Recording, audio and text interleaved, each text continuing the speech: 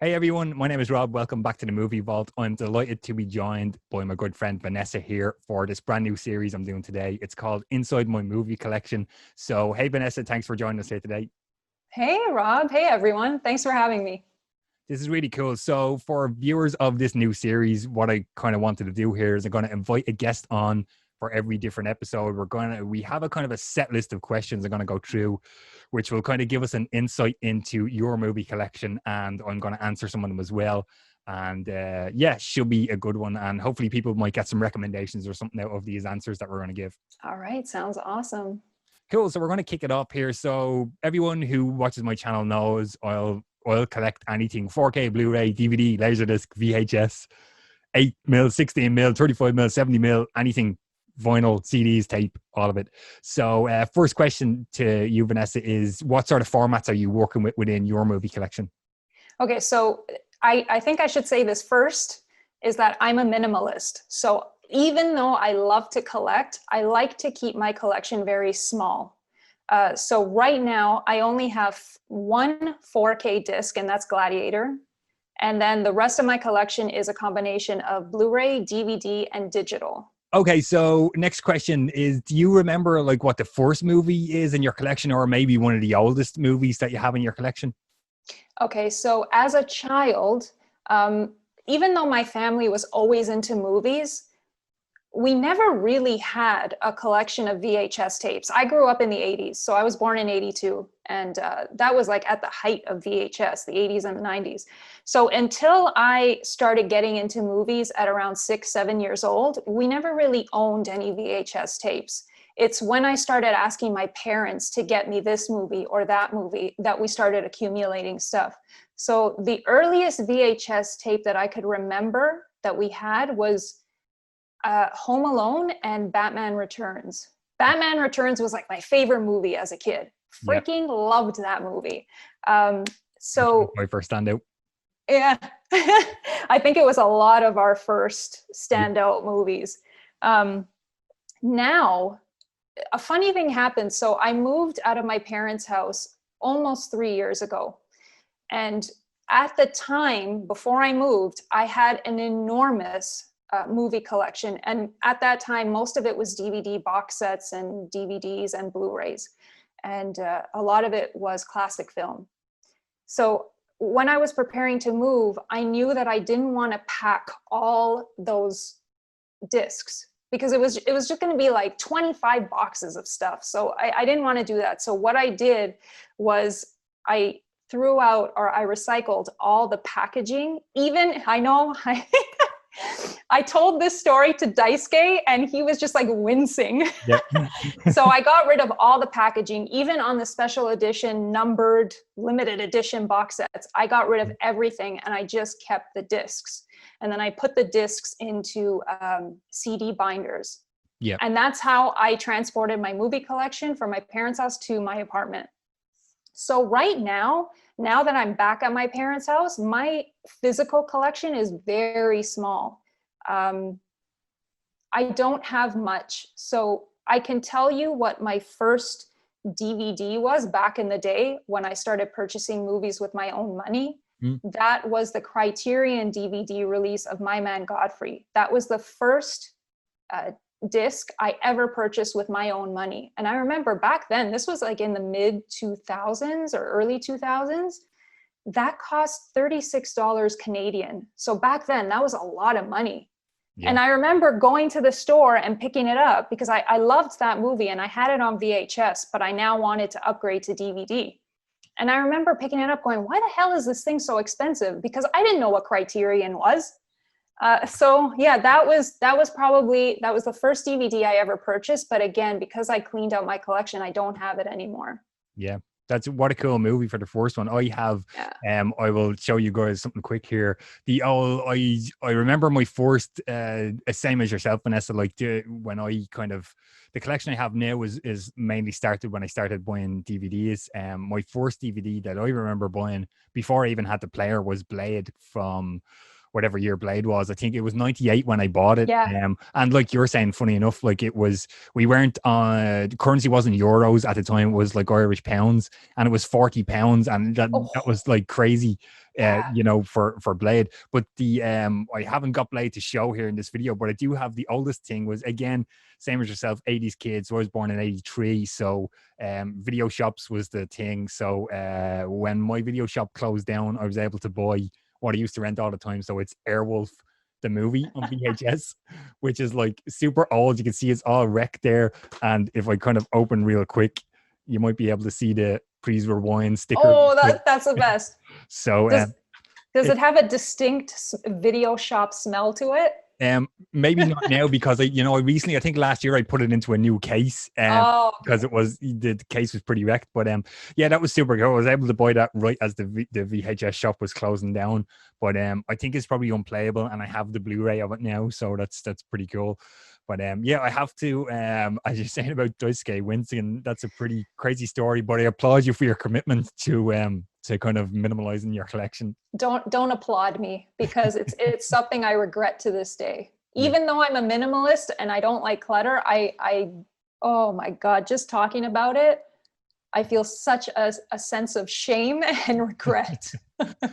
That's crazy, Eva. And as you mentioned there, like you didn't realize what Criterion was. I remember, I talked recently on a video with Nathan over on his channel, my film journey, and I remember, when I first started getting into collecting stuff, we used to order stuff through a catalog, like, with numbers. There was no, like, I mean, there was an internet, but there was nothing on it. Like, so you couldn't just go on and order from all these websites. So we would order DVDs out of a catalog. And I remember somebody kind of saying to us, oh man, there's this like RoboCop, and it's the uncut version and you have to get it. And for years I didn't realize it was the Criterion DVD of RoboCop that I had, and it's like spine number 24 or 26 or something. It's really early, and I didn't really kind of realize till maybe 3 years ago that I actually had a Criterion. So yeah, they snuck into our collections there without us. So that was your first Criterion, RoboCop? That was my very first Criterion. Yeah, that's awesome. It has the old, Criterion across the top of the spine. Yeah, the line. Yeah, that's what My Man Godfrey was. It was the line Criterion logo. Yeah. Yeah, really interesting to kind of look back at the older stuff, but yeah, super cool stuff. Okay, so next question I have is, do you have like a cool sort of a box set or a special edition from your collection? Anything you'd like to kind of spotlight for us? Yeah, so I have 4, so I'll breeze through these. The first one is, you actually did a video series on this one. I did. That I really, really like. So you should link it in the description box for everyone watching. Link in the description. So this is the Indicator box set of Marlene Dietrich and Joseph von Sternberg at Paramount. And it's 1930 to 1935. And I do own this on Criterion too. But this is probably my favorite box set that I own because of the packaging. Like, the Criterion one is nice. It's got the exact same films. But their packaging isn't as robust as Indicator. Like, this is a solid box. Yeah. The Criterion one is kind of floppy. And it's not only the box that attracts me, it's the actual artwork on these DVDs, Blu-rays. Like, look at that. Yeah, fantastic artwork, isn't there? It's a beautiful box set. So if anyone is thinking of expanding their collection, I would certainly put this one on there, especially if you're a lover of classic film. So this was my first choice. Nice. And going along with my t-shirt, Dracula, I know that you have this one as well, right? Yeah, for sure. Yeah, so this is the UK box set of the Universal Monsters. And it's just the 8 films. It's not, I know the North American box set, it's got like all 30 films. This is just the 8. But this is one of my favorite box sets because I love all of these movies. And my love affair with Dracula goes way back, because that was one of the first classic films I ever watched, and I was only 6 years old. So this holds a special place in my heart. Yeah. And the last 2 that I want to kind of mention, because I don't see anyone talking about these, this Ida Lupino set from Kino Lorber. It was released last year. And Ida Lupino was an actress and a filmmaker. She directed some movies, and that was very rare back in the 1940s and 50s. Yeah. Most of the directors of classic film were all men. Mm. So I think lots of people should check out this box set. It comes with 4 films. So that one, and then to go along with it, another Kino Lorber release was the Pioneers' First Women Filmmakers. And this showcases Hollywood films made from the mid 1900s to maybe the late 1920s. And again, all of these films were made, produced, directed by women. And I think more people should talk about this. Yeah, well, And that's I think super that's cool. awesome. Yeah, nice, awesome picks. I'm going to, before I show you guys my pick, I'm going to try and pick a different. Obviously, I'm going to pick something different every episode we do here. I have an interesting story about the Marlene Dietrich box set. The I think you mentioned in one of the videos you done before, you're from an Italian family, and I'm always talking about like tie-ins and connections to stuff in videos. So in work, and I work in the DVD shop, we had the box set for the longest time, and it would sit up on the shelf, like just outside the counter. And we have a regular customer. He's an old Italian man, Paolo. He comes in, he's in a wheelchair. He comes into the shop every day. Every day he's in to see if he comes into the shop, he'll have a look at what's there to buy. He'll go and have a coffee and go see a film and go home. And for the longest time, he was coming in like, Rob, like, how much is the Marlene Dietrich, Joseph von Sternberg box set? So, you know, he'd take it down. He's like, oh, I don't have a Blu-ray player. I only have DVD. I'm like, you can't get it on DVD, Paolo. It's only Blu-ray. And every time he'd come in and ask for it, and he's like, oh, Marlene Dietrich, she's so good. Like, she's so good. Have you seen them? And I'm just kind of like, no, I haven't seen any of them. And he's like, oh my God, like, why have you not seen these? And he just kept asking. And eventually I was kind of like, you know what, I need to buy this because he keeps asking. And now I'm kind of intrigued. What is this? And it was Christmas just gone. And I was kind of like, we stayed open up till Christmas Eve for the late shoppers. And then we reopened, I think like the 28th or the 29th. And I was kind of, you know what, I'm going to buy that now. When I go back in after the Christmas break, I'm going to buy it. And I went back in and it was gone. There was one left and somebody bought it. So I had to go. Was it Paolo? It wasn't Paolo, no, because he doesn't have a Blu-ray player. But I had to order it. I got it online then, and I'm so glad that I did. But yeah, I thought it was just a funny little connection. As you mentioned, you're from an Italian family, and this guy Paolo from Italy comes in and starts talking about this Blu-ray box set, the Indicator box set. It's a really cool box set. Do recommend. I think it's numbered as well, isn't it? There's only so many of them made. So if you're watching and you want to get a hold of this, yeah, check it out. As soon as you finish watching the video, go and try and pick it up. Finish this video first. Yeah, finish the video, please. So my box set pick here is a cool one. This it is numbered, it's on the side, but it doesn't say of how many. So this is 20,696. This is Marilyn Monroe, the Diamond Collection, this really old DVD box set. I used to have that. That's one of the ones that I got rid of. It's so fantastic. I think it's, I want to say it's Fox put this out there. So I got super into Marilyn Monroe years ago, and I was kind of like, I need a box set that'll kind of introduce me to, you know, more than some like I need what's a bunch of them. And I think there's like a good 10 or 11 movies in this, right? And there's a documentary as well. And there's, I think the documentary doesn't it have the footage that she shot for the last movie? Before she died and stuff, everything's in there. It's I think it's called really cool. That film was called Something's Gotta Give. I think that was the last one she was working on. I'm not too sure. Is there like maybe, I think I haven't watched it in the longest time, and I really need to upgrade a lot of these to Blu-ray, all the Marilyn stuff. But yeah, I think is there maybe like 30-40 minutes, like no more than an hour's worth of footage, just whatever the film was, whatever they had of it, they kind of put into the box set. But yeah, that's a cool, that's just kind of a cool box set. I'll spotlight out of my collection here. So we're going to let me ask you a question. Hang on. Do you have a favorite Marilyn Monroe movie? I think probably Some Like It Hot. I know that's probably like a lot of people's answers, but you know what movie I really liked out of this box set was where's it gone? Don't Bother to Knock, because I thought, oh, that's a good one. Yeah. She's like, it's something completely kind of out of the box. I thought, you know, watching through the box set, you're kind of like, oh, okay, yeah, kind of the same thing. Okay. And then this Don't Bother to Knock thing I was just like, oh, this is really something interesting here. So yeah, they would be kind of two standouts for me out of that box set. Yeah. Good choice. Actually, Some Like It Hot's not in the box set as I say that. No, it's not. So that's one standout out of that box set. And Some Like It Hot, picked that up as well. Actually, that's I did get Some Like It Hot to Criterion because they do a 4K restoration, and it's in my to be watched pile. That's such a great movie. Yeah, it's brilliant. Awesome, Tony Curtis and Jack Lemmon as well in there. Yeah. So next question kind of ties in with the last one. Do you have like a prized piece in your collection? Yeah, but it's not a movie. It's actually a book.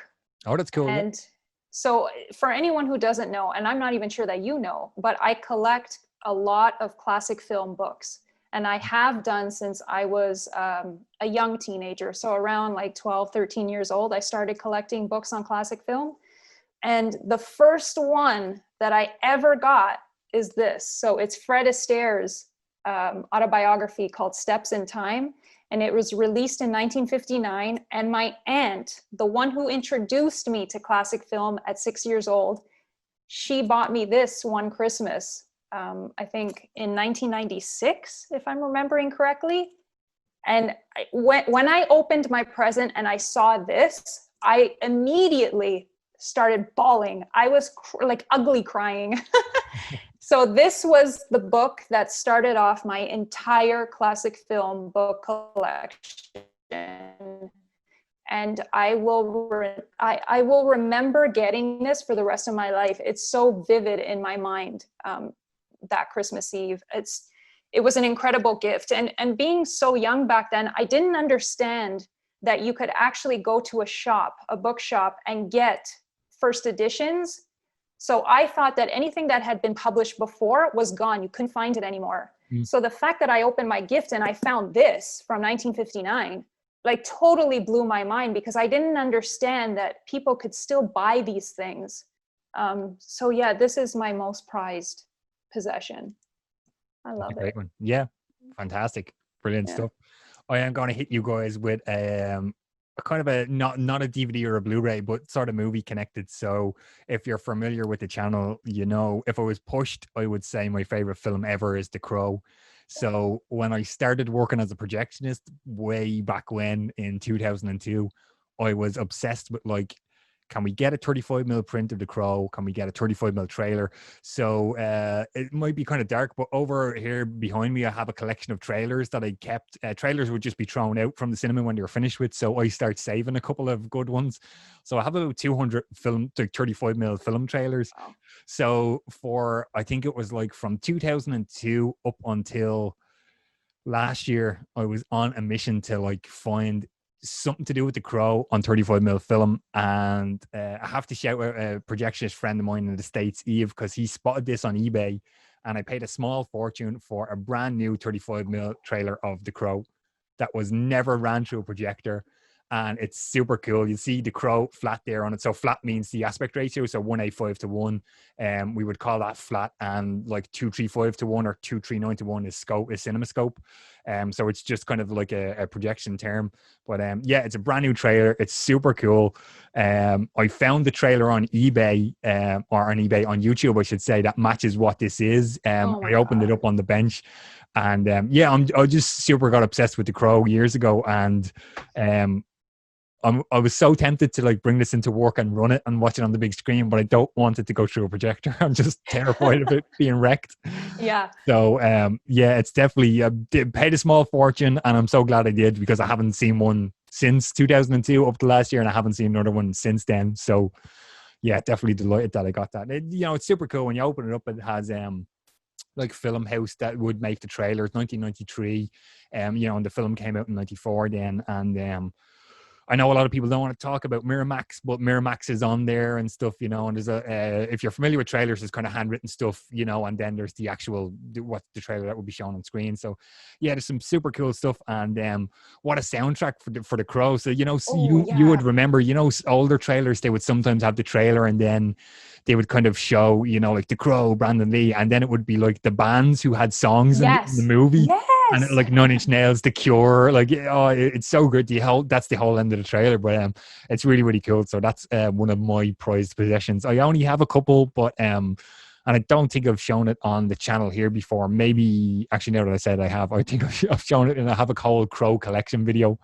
I probably would have shown it in there, but Good that's for my you. one. That's awesome. The things you can find on eBay, eh? Yeah, thank Wow. God for eBay. So we're gonna kind of jump back into but more movie stuff here. Can you tell us the last movie that you bought for your collection?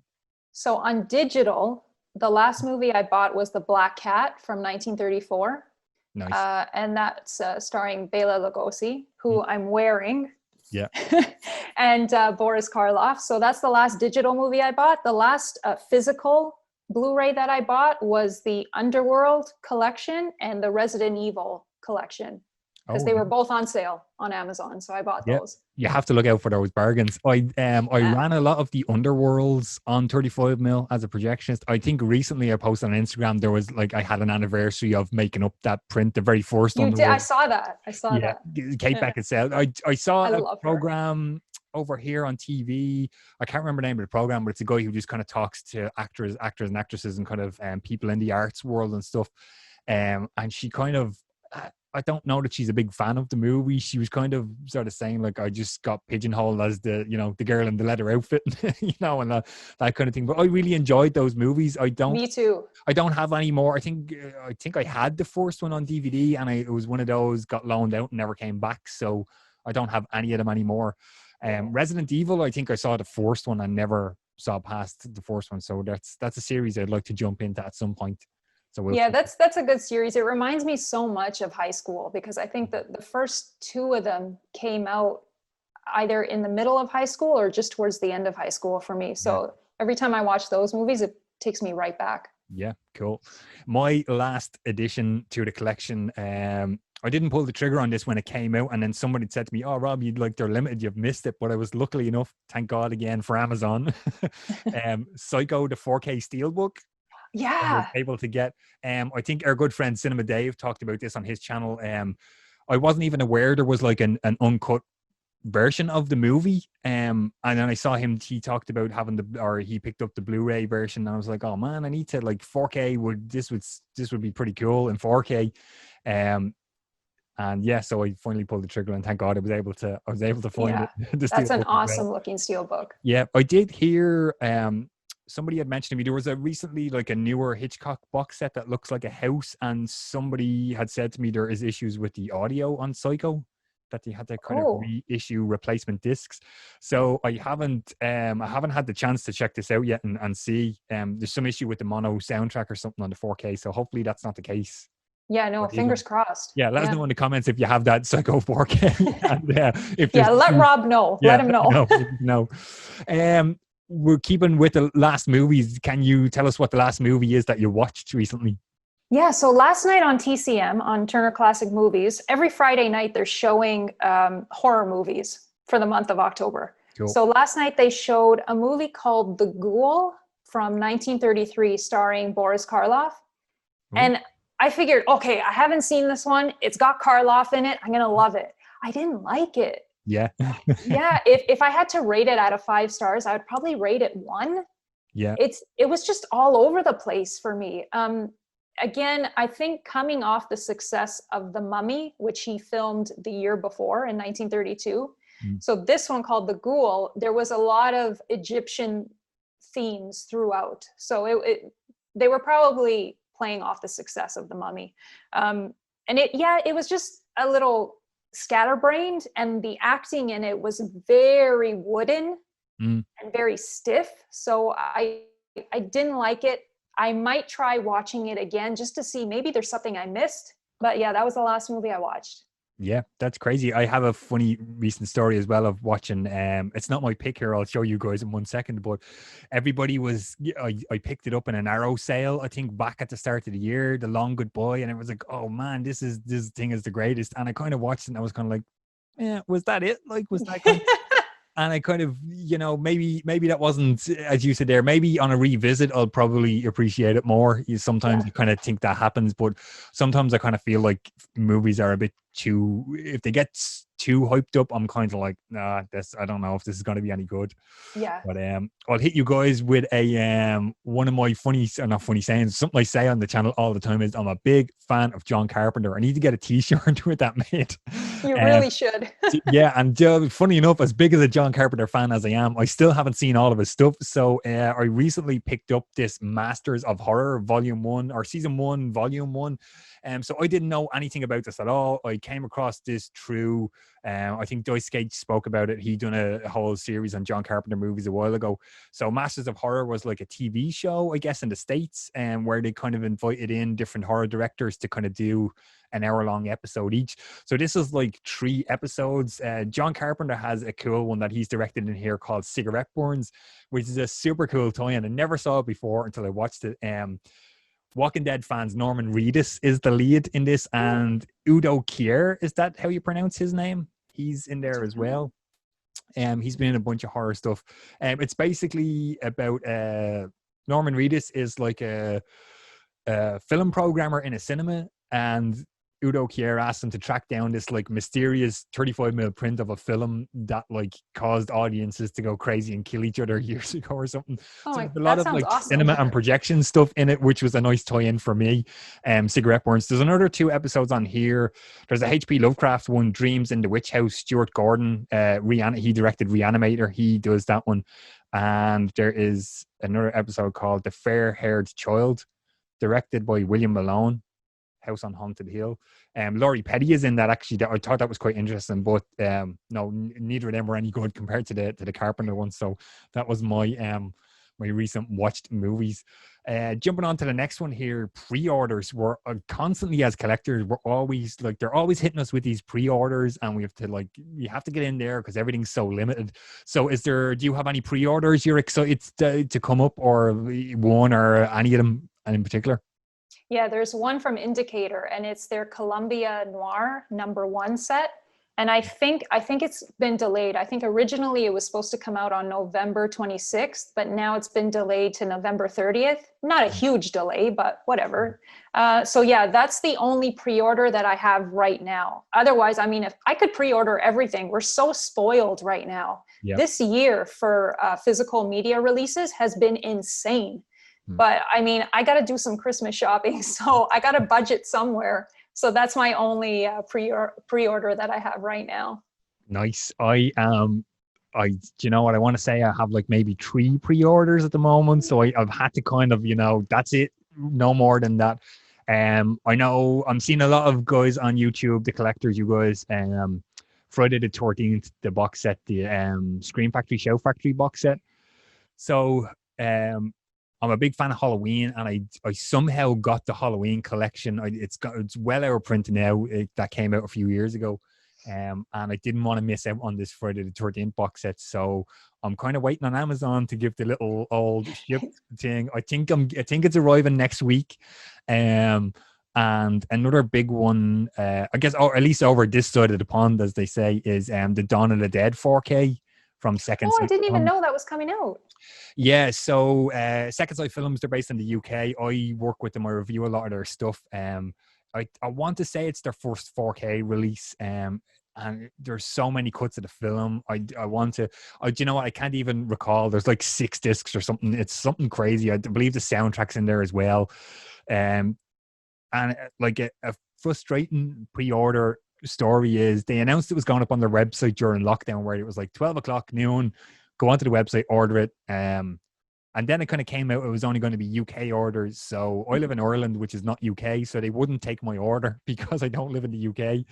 So I had to, that was way back in, was that April or May or something, they kind of took orders. And then it got delayed from, like you were just saying there, this got delayed from October to later in October, and now it's November.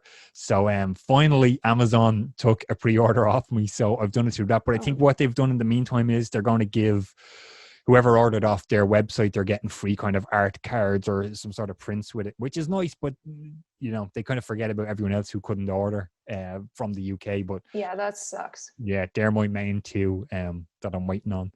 So hopefully we'll all get our pre-order stuff soon enough and we can make more videos. Yeah, we'll get there. Another next kind of question up here. Do you have a favorite film franchise or a series of films or anything like that? Yeah, so I have 2. The first one is the Thin Man series of films that were made between 1934 and I believe 1947. So that series of films are just pure comfort watches for me. I love those movies. So that is one franchise. And the other, it's not really a franchise, it's more of a series. And it's the films that Fred Astaire and Ginger Rogers did throughout the 30s and one in the 40s. I love those films. I've loved them since I was a kid. And I never get tired of watching them. And it's funny, no matter how many times I see both the Thin Men movies and the Astaire Rogers films, no matter how many times I've watched them, I always pick up and discover little things about them on every rewatch. So that's one of the reasons why I love watching them over and over again, because I'm always picking up on something new. And I love that. I love that about them. That's so cool, isn't it? I kind of find the same with my pick as well. So probably not a surprise to anybody here on the channel, but Halloween. I'm a huge fan of Halloween. So this is the original 78 to 4K. Yeah, and funny you say, you know, so much detail comes out in these 4K. You know, when 4K restorations are done properly, they can look brilliant, and Halloween is definitely one of them. And like you were saying just there, Vanessa, the more I watch Halloween, the more I pick up on little things, and like, hey, I didn't hear that song playing on the radio in the car before. Yeah. Like, I didn't know what is that song, or just little things here and there. It's so cool to kind of rewatch stuff over and over, and then, like, you know, instead of being like, oh, okay, we'll just stick this on again, that you're kind of spotting stuff it's really, really cool. Yeah. Next one up, do you have like a book or a music recommendation out of your collection for us? Yeah, so a couple of my favorite movie soundtracks would be Batman and Batman Returns, and those were both done by Danny Elfman. So those would be two recommendations. Both of those soundtracks are so exciting to me. Like, as soon as that Batman theme kicks in, like my adrenaline just goes up. So those two soundtracks, and also the soundtrack to Bram Stoker's Dracula. That soundtrack is incredible. Yeah. Like, you've seen the movie, right? Yeah, big fan of that one. Coppola. Yeah. Oh God, that movie, the music for that movie is incredible, and I love listening to that soundtrack. And I'm actually looking for it on vinyl. I haven't been able to find it. I don't even know if it's available on record, but I'm going to keep looking for it. Yeah. And then I have a couple of book recommendations. Cool. So the first one this is probably my favorite book of the whole year that I read. And this is Gloria Swanson's autobiography. And I've mentioned this so many times online that people are probably getting sick of me talking about this book. But Gloria Swanson, who was a enormously popular silent film star, and she was also in Sunset Boulevard, she wrote this towards the end of her life. So I think it was released in the early to mid 80s, right before she passed away. And I can't tell you, this book was incredible. The stories that this woman had totally just took my breath away in both a good and bad sense. Like, some of these stories that she told are absolutely horrific. And then other stories are very empowering, especially as a woman reading this. I mean, she was just a force of nature back then, and she didn't let any man control her or tell her what to do. And again, working in the studio system in Hollywood in the 1920s, 30s, and 40s, that's all that really happened: men ordering women around. And she didn't go for that. So this was incredible. If anyone can find a copy of this autobiography, highly recommend it. And the other one I have is, I'm not even sure I can get this all in frame. This one's a beast. Oh my God. This is The Art of the Hollywood Backdrop. So basically what this massive coffee table book is, it kind of tells you the story behind all the painted backdrops that classic film producers used when they were filming. And for instance, this is The Wizard of Oz. So you can tell all this is painted. And then if you turn it around, it just shows you the setup of a studio. So all the boom lights, here's a painted backdrop, the cameras, the trucks that were on set. And this comes in a slipcase. And the slipcase itself is actually canvas. It's not like cardboard. Oh, cool. It's a beautiful book. And it's a book that I was looking at for, I think it's 2 years. And it was just so expensive that I couldn't I couldn't see myself purchasing it. I'm like, okay, no, let me just wait till it goes on sale. It never did go on sale. So finally I just bit the bullet and I bought it. And it's well worth the money.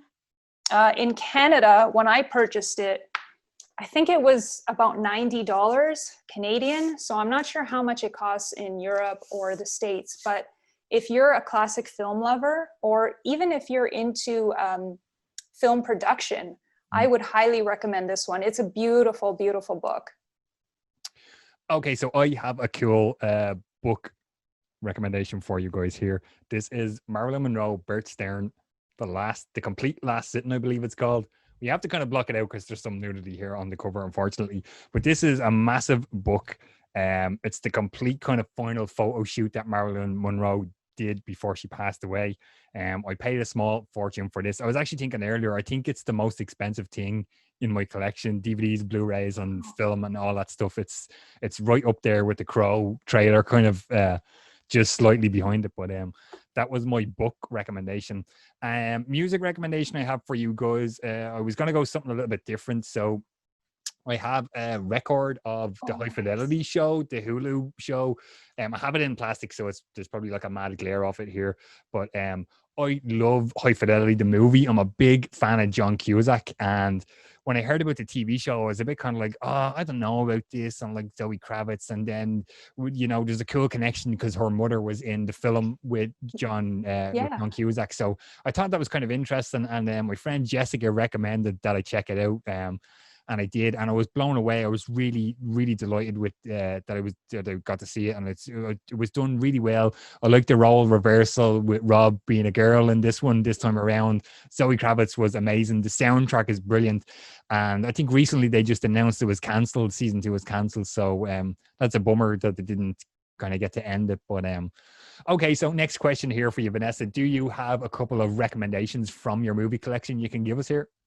Yeah, so I would say the first recommendation I have, and I own this film on digital, is Flesh and the Devil from 1926. It's a silent movie. It stars Greta Garbo and John Gilbert, and it is my favorite silent movie of all time. That movie is so effing beautiful. It takes your breath away. And yeah, that would be my number one recommendation, Flesh and the Devil from 1926. Cool. Another film I'd like to recommend is, we spoke about it earlier, My Man Godfrey from 1936, starring William Powell and Carole Lombard. If you're looking for a good time and lots of fast-paced dialogue, that is the movie for you. It's fantastic. And maybe my last pick is a more modern movie, and that's Control from 2007, starring, I think his name is Sam Riley. Yeah, Sam Riley. And that's all about Ian Curtis and Joy Division. And it's a fantastic film. And it's in black and white, which I love. So yeah, I know you've seen it, right? I've seen it, yeah, and I got to run it as a projectionist as well on 35mm. I was working in the censors office at the time. Well, you know, we call it censors office, you know, because years ago, obviously, films would have been censored, but it was actually, you know, they changed the name from censors office to classification office, so nothing was cut out. To make it sound more nice. yeah, exactly. Yeah, nothing got cut out. Yeah, I did. I got to run the 35mm of that, and directed by Anton Corbijn, if I'm not That's right. Yeah. He's like, I know of Anton through being a big fan of Depeche Mode, and he does, you know, a lot of their photography for their album covers, doesn't he, and stuff. And he shoots, I think he's done a couple of live DVDs with him as well. Like, he used to do a lot of music videos too. Yeah, I'm not too sure. Do you know, I was just speaking to him, I did see a documentary about him a couple of years ago. And I can't remember what the name of it was, but I remember really enjoying it. Just kind of his life story and stuff was really interesting. He shoot the Joshua Tree album cover for U2 as well? I think so. I think you may be right. Yeah. Done a bunch of stuff. Yeah. And Control is definitely, I'm a big fan of Joy Division and then New Order as well, like after that. So yeah, that's definitely one I would give the thumbs up to as well for that one. So that kind of does it for our 10 questions inside my movie collection with Vanessa. I want to thank you very much for joining me here on the first episode. It was super awesome to have you on, and thanks for letting us inside your movie collection. Oh, thanks for having me. It's been awesome. That's cool. So hey, if you're watching the video, we're going to stick links to Vanessa's Her links are down in the description box. I also wanted to mention you're going to be doing like a monthly video upcoming on the, hopefully, do I have this right? Coffee with Aliens at the Movies YouTube channel. You're going to be doing a monthly video. Is there anything you can kind of give us a sneak peek into those monthly videos? Oh, I don't know what I can reveal, but I think it's pretty safe if I say that it's all about women directors. So on each episode, we're going to pick a film that was directed by a woman, and we're just going to discuss it. So the first episode, I believe, is taking place next Saturday. So I'm really excited about that because, I mean, being predominantly a classic movie fan, there weren't very many that were directed by women. So this whole thing is just a new discovery for me. Most of the classic films I've watched, or a lot of the modern films I've watched, have all been directed by men. So this will be like a new learning experience for me, and I'm really looking forward to it. Cool. Yeah, that sounds super interesting. So again, I'll link to the Coffees with Aliens in the description below. So we're looking forward to checking out those videos. Once again, thanks for joining us, Vanessa, inside your movie collection. And thanks for watching, guys. We'll talk to you on the next one. Bye.